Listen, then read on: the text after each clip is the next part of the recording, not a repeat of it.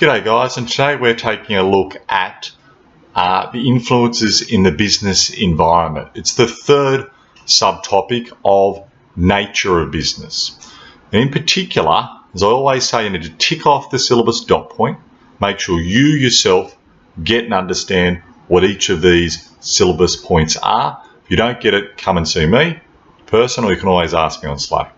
We're going to be taking a look at the syllabus dot point of external influences. There's internal influences, things that the business has much more control over, or a fair bit of control over, and external influences a business has little to no control over. Now, in terms of external influences, there's a range of things that can impact, affect a business. Again, as I said, that they don't have heaps of control over. Some of these things include economic, which includes like the economic cycle, financial influences, how that impacts upon, affects a business, geographical, social, legal, political, institutional, we're getting there, technological, competitive situation, and lastly, how markets, how all of these things can impact and influence upon a business. Now, it's really important here that I make this point. You need to be able to define economic, geographic, financial, but you also need to go further than that. You need to say how it influences a business and provide some examples if you can. Be able to say it has an impact on a business, whether it be positive, a good thing, or not so good, a negative thing. All right, the first one we're going to look at today is economic. This refers to the boom or the bust of the economic cycle. The GFC is a good example, a global financial crisis of a bust in the economy, a big downturn in the economy. It's probably one of the biggest external influences on a business. If a business is to succeed and do well, it's generally when we see that there's a big boom in the economy, sales increase and so on. We get an increase in overall profits for most businesses. If your business is kind of sucking, not doing well during an economic boom, maybe it's time to look at your marketing strategies, what you're producing, or maybe it's time to, pack up shop. Now, the opposite will occur if there's a recession, i.e. the GFC, have a big negative impact upon a business because there's no confidence. People are worried they lose their jobs. They're not going to be able to buy too much. Sales will fall, and so on.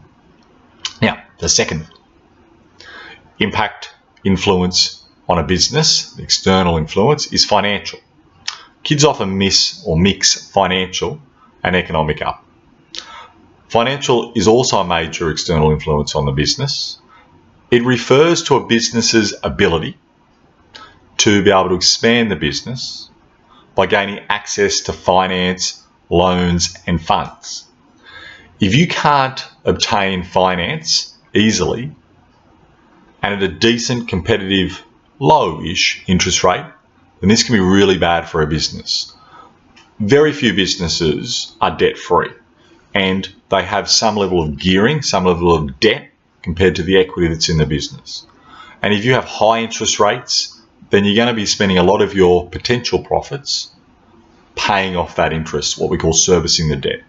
Worse still, what we're seeing now in terms of the financial market is banks are a lot more worried to loan, especially the smaller businesses, and therefore, if you can't get a loan, you're unable to expand, grow, to meet your repayments, and you can have issues with cash flow. So it can be really bad on a business. You can't get access to that finance.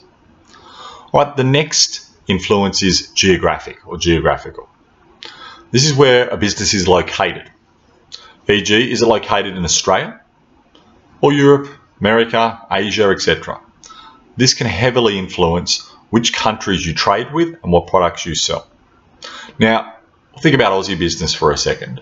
There's some pros and some cons, some positive influences and some negative influences on our business in terms of our geographic location. We're sort of part of Asia, the Asia Pacific region, which is kind of a good thing because it is known as the Asian century this century, and you're seeing a lot of Asian countries that were developing becoming much more, and if not, developed nations with a lot of money to spend. Okay, and a country like China is a perfect example. We're relatively close to China compared to other parts of the world, and they're demanding huge amounts of our primary resources, like our things that we dig up from the ground, our mining material. And therefore that can be a big positive for Australia. But here's an example of where it kind of sucks to be Australian. And not because you have to be in my class. Another reason why it sucks to be Australian, a little bit, is we're not part of Europe. Europe, there's a thing called the EU, the European Union. And they have high levels of tariffs, which is overseas taxes, for countries that aren't part of the Eurozone, part of this European Union. And it's very difficult for us to be able to sell things, our products, to be able to export to the EU countries, and that can be a very negative influence on our business. That's why we want to see free trade increased and tariffs reduced. All right, the next influence is social. And again, you need to make sure you understand how to define it and be able to tell me how it is an influence has an impact on a business. So social, this influence is about the pressures and the influences that changes in society can put upon a business. I'll give you an example. There's been a growing social change for environmentally sustainable products and family-friendly products. If a business does not adopt and take up, environmentally sustainable practices, then they'll fare poorly. And you can see it in, the example of Coles and Woolies. It's pretty superficial, but they both didn't want to start using or stop using single-use plastic bags. But when Woolies started doing that, Coles felt the need to as well, because it gave Woolies a bit of a competitive edge, competitive advantage. You've heard that term before. You should have, because I bang on about it all the time. Where Woolies could market itself as being environmentally responsible, caring about society and the environment. CSR and triple bottom line you'll hear about in Year 12. And so Coles needed to adopt a similar strategy, taking into account this social, in this instance, environmental social influence. All right, legal's the next one, and we're getting there. I know they're boring, but you've got to listen. Shush and listen. Now, legal, businesses are definitely impacted by the law. It's probably one of the easiest ones to understand. They've got to comply with the law and the various regulations. If they do not, they can be fined. If it's really dodgy sort of stuff, then they can face prosecution. Although even the Banking Royal Commission, I'm not sure if many people will actually go to prison over that. They should, but probably won't. Or they can lose, they can be deregistered and lose their licenses and not be able to operate. So they must follow the law. It's a key one that they've got there. Next one is political. It's hard for kids to sort of grasp. To be honest, I'd kind of like to put it in there a bit together, but there is a slight difference, sort of. Okay, in terms of political, it's not really in business study sense about complying, following the law. Political is about major political changes to industry. I'll give you a good example of the difference. And sure, you use legislation to bring about these changes, but it's about these big sweeping reforms.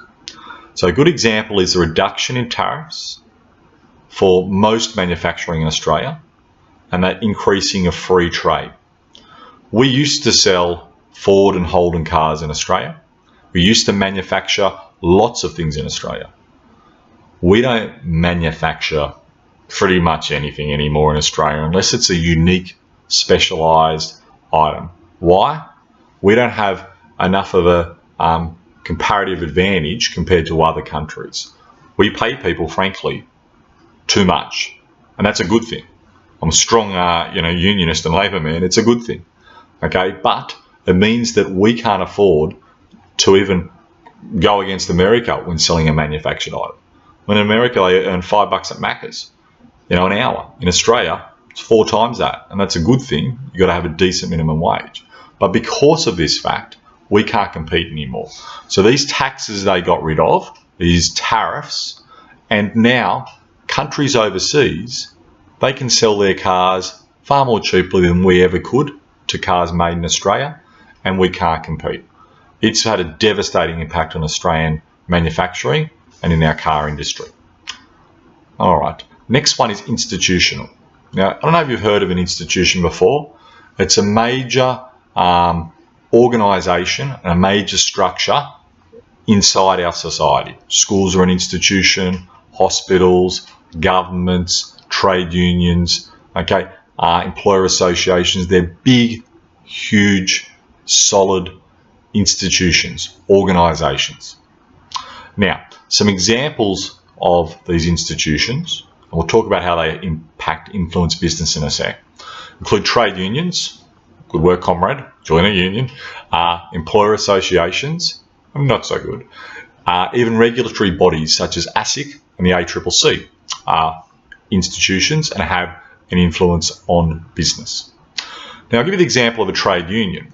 It has a big impact on a business in the fact that, hopefully you're understanding what unions are, but it's when a group of workers join together to negotiate as a collective to increase the pay and conditions of all workers in that field, in that industry. Now, I want you to have a think for a second, rather than me just, rabbiting on, just gibbering on. How might that impact a business? In a positive or negative way? It's a negative way in terms of additional cost for businesses in terms of wages. All right, the next one is technological. This is technology, new machinery, etc., and how this can impact on a business. I.e., cars used to be made mostly by hand. All right, they were not made a lot by machines. People used them, but they were very labour intensive to produce a car. Now they're made via auto assembly machines, and you've probably seen, things as you were younger about, big conveyor belts, robotic arms, and so on, moving along, these assembly lines. So this is because of technology. Therefore, and in most things, we're seeing a switch from using a lot of labour, which is workers, to using capital, which is technology and machinery. This concept where we're swapping from workers, which is labour, to machinery, which is capital, is not surprisingly called capital labour substitution. You'll hear me talk about that a fair bit. So this can probably have in general a positive impact on a business if they can afford the capital, the new technology and machinery. Why? Because they can do things cheaper and more quickly. It saves money for the business. All right, the second last influence we've got here for the external influences is competitive situation. It's about your competition. Now, does that have a big impact on your business? Maybe, generally yes. But if you've just got a monopoly, which is one seller, you're going to have less of an impact on the business by competition, frankly, because there is none. So, it could mean other businesses come into the market, but it's very high cost of entry to get in, and therefore it's not going to have such an impact on your business. But if you have what we call a perfect competition market, all right, where is an infinite number of sellers in the industry, which is unattainable, pure perfect competition. But if you've got I was going to say crap load, but you can't say that on YouTube. If you've got lots and lots and lots and lots of competition, then if one other competitor lowers the price, how's that going to impact your business? Well, if you don't lower your price too, all the customers will go to that business. You'll have zero or close to zero sales, and therefore you'll be out of business yourself. So your competition can have a massive impact on your business. Just think about Apple and Samsung, two major competitors in the tech industry. Apple bring out something, blah, blah, blah, it's great, whatevs. Samsung goes, I'm going to make sure my products don't go on fire, blah, blah, blah, it's the best. Okay, then Apple comes out with something else as well. All right, so they do have to outdo each other. If they don't, then they'll be like Nokia. I'm not sure by the time you listen to this whether you even know what Nokia is, but it used to be the only, pretty much, mobile phone producer, and no one has a Nokia now. All right, you're going to take a look in class, and I won't go through it now, the different types of market concentration. There's a monopoly, which is one seller. You've got an oligopoly, which is about 2 to 4 sellers in a business. They get some of the benefits for the business in terms of being able to control the market, but they do have some competitors. You've got monopolistic competition. This is the most common type of market in Australia. And you've got perfect competition, all right, where it's a huge number of businesses. You know, a pure perfect competition doesn't exist, but we've got some level of perfect competition in certain areas. I'll get there. The last external influence is markets or the marketplace. And this refers to the changing nature of the marketplace, how where goods and services have been sold, how they're changing over time. Now, things used to be sold at the local level, or maybe at most Australia-wide, or maybe at a stretch to the UK. But these days now, with the internet and with technology, we've got markets being very, very different and being sold, you know, overseas much more easily. So how does that influence or impact a business? We'll have a think about products we make in Australia. People overseas can sell them to our Aussie consumers. When I go to purchase this very laptop I'm making this fantastic YouTube clip on, I didn't buy this from Australia. I looked on eBay. Okay, I looked on a few different sites, but I did purchase it off eBay, and probably for half the price I would have got it from an Australian seller, and definitely it wouldn't have been manufactured in Australia anymore. So this changing marketplace has a big influence, a big impact upon a business. All right, see you guys. Look forward to talking to you in the next lesson. Bye-bye.